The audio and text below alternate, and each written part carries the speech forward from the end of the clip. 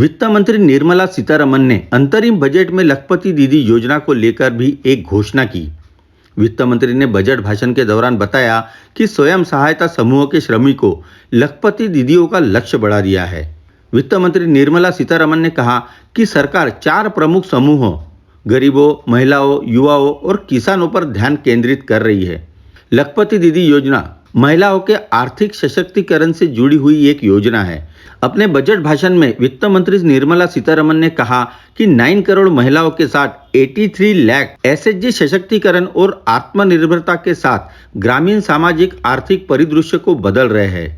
उनकी सफलता ने लगभग 1 करोड़ महिलाओं को पहले ही लखपति दीदी बनने में मदद की है। अंतरिम बजट के दौरान वित्त मंत्री ने कहा कि लखपति दीदी योजना की सफलता से उत्साहित होकर सरकार ने योजना का लक्ष्य 2 करोड़ से बढ़ाकर 3 करोड़ कर दिया है। लखपति दीदी स्कीम की घोषणा पीएम मोदी ने अपने स्वतंत्रता दिवस के भाषण के दौरान की थी। इस योजना के तहत देश भर के गाँवों में 2 करोड़ महिलाओं को कौशल विकास प्रशिक्षण प्रदान था।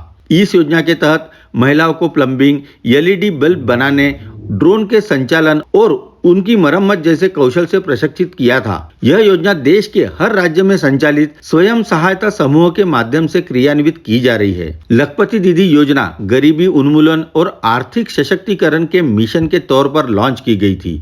इसके तहत प्रशिक्षित महिलाओं के प्रति वर्ष 1 लाख रुपए से अधिक कमाई का लक्ष्य रखा गया है। इस योजना के तहत 2 करोड़ महिलाओं को प्रशिक्षित करने का लक्ष्य रखा गया था, लेकिन योजना की सफलता को देखते हुए सरकार ने इसे 2 करोड़ से बढ़ाकर 3 करोड़ कर दिया है। जैसा कि इस योजना के नाम से पता चलता है कि यह योजना महिलाओं के लिए है।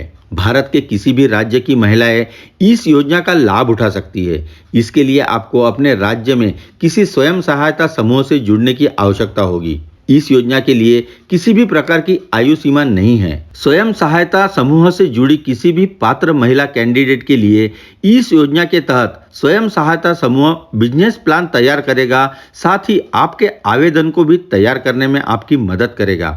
आवेदन तैयार हो जाने के बाद स्वयं सहायता समूह आपके आवेदन को आगे सरकार के पास भेजेगा, जिसके बाद सरकार आपके आवेदन की समीक्षा करेगी।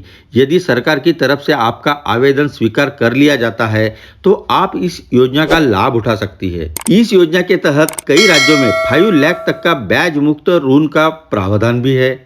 चलो जल्द ही मिलते हैं नए वीडियो के साथ ग्लोबल इंसाइक्लोपीडिया में।